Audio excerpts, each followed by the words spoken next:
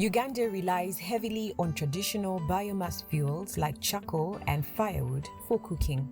According to the 2024 National Population and Housing Census, charcoal is the primary cooking fuel for 48% of urban households. Barriers like limited affordability, cultural preferences, and lack of awareness hinder the shift to cleaner cooking options. As demand for charcoal rises with urban population growth, forests and woodlands face increased pressure, resulting in deforestation. Recognizing that transition to cleaner fuels is gradual, charcoal will remain a major cooking fuel in Uganda's energy mix in the short to medium term. Its sustainable production is key to minimize negative impacts to the environment. The EU sees biomass energy as a vital component in the energy transition in Uganda, and not only in Uganda but in many other countries in the world. If you look at the forest, the biggest source of depletion of the forest or of deforestation is still the need for biomass for cooking. As we have seen in the project that has been implemented by FAO with partners and financed by the EU, woodlots will play a key role in the energy transition that's taking place. We have a large forestry partnership where we're supporting different partners, including the government, on expanding the forest cover, but also preserving the forest that's still there. With funding from the European Union, the UN's Food and Agriculture Organization implemented the Forest Management and Sustainable Charcoal Value Chain project in Uganda. The objective of this project was to demonstrate the best practice of producing charcoal in a sustainable manner with minimal negative impact to the people, to the environment, but at the same time promoting cleaner cooking energy alternatives to reduce the dependence on charcoal in the medium to long term. The project supported small and medium landowners to plant 3,000 hectares of woodlots for energy production. FAO has supported me since 2023, have planted 20 acres of trees. 13 acres is these trees, Malina, and 7 acres eucalyptus. The demand for forest products in the last 30 to 40 years has led to a significant loss of Uganda's forest cover. Working with private forest owners, the project developed management plans for over 3,000 hectares of forests, providing a structured approach to sustainable forest stewardship. Forest owners also received financial support to aid restoration activities to rehabilitate the degraded landscapes and boost ecosystems' resilience. The use of inefficient traditional earth-mount kilns is a major challenge for the sustainability of the charcoal value chain.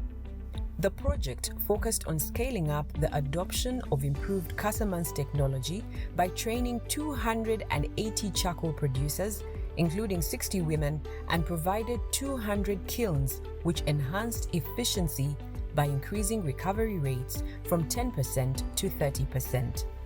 In terms of efficiency, the professional speak is about 10%.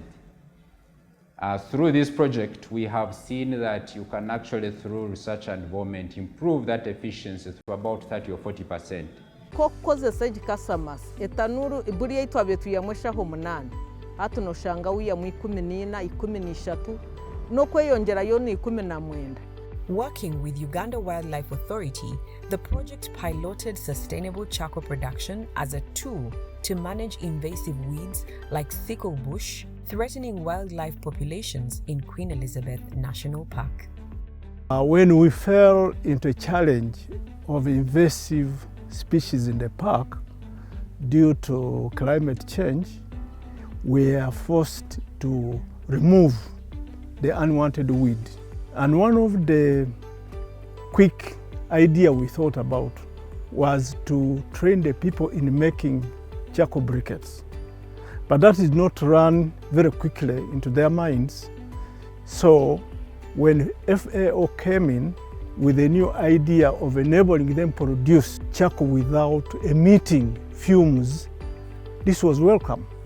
Communities living around the park have been trained to use the Casamance kilns technology to produce charcoal from these invasive weeds.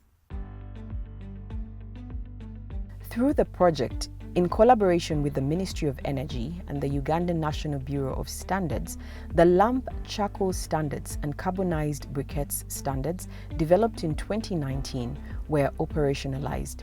Through a voluntary charcoal certification scheme, about 10 charcoal producer associations obtained UNBS certification in accordance with the National LAMP charcoal standard. Similarly, briquette producing companies have been certified against the carbonized briquette standard and have obtained the UNBS quality mark. If a person from the UK probably now wants a heating solution, we are happy to say that we can actually export wherever it is in the world because we already have a certification of the quality mark. In partnership with the private sector under the Uganda National Alliance on Clean Cooking, the project conducted a targeted clean cooking awareness campaign. This included regional clean cooking exhibitions to showcase different clean cooking solutions such as energy-efficient electric cooking appliances, improved cook stoves, biogas, briquettes, ethanol, LPG, and others. Through this collaboration with FAO, we are able to do very good activities with FAO. We've done a lot of awareness creation in over 5 districts in Uganda. We have gone to Jinja, Hoima, Mbale. We had one in Kampala. We have interfaced over 1,000 people who are able to see these technologies for the very first time. We have raised a lot of sales for clean cooking technologies. We have sold over 2,000 kilograms of briquettes, around 200 electric pressure cookers. We have sold over 700 improved cook stoves. We have sold very many liters of ethanol. Through initiatives like training, research and development, and platforms for collaboration and knowledge sharing, the project enhanced skills and abilities of stakeholders to contribute to sustainable charcoal production across the country. It's been really, really fascinating to do research, with FAO on these other species that historically have not been good charcoal species, and knowing that this is, how much charcoal you're able to get from these trees, that has been incredibly helpful. I was privileged to be among the team that went to Namibia to benchmark the charcoal value chain in that country. We found out that Namibia is actually a desert country, yet using its natural environment sustainably to produce, pack, and export charcoal to Europe. It was reassuring to us that what we were doing with the FAO Charcoal Value Chain project was actually on the right track. So we were only confirming that the strategies as well as the regulatory framework that we were putting here was actually the thing that is required.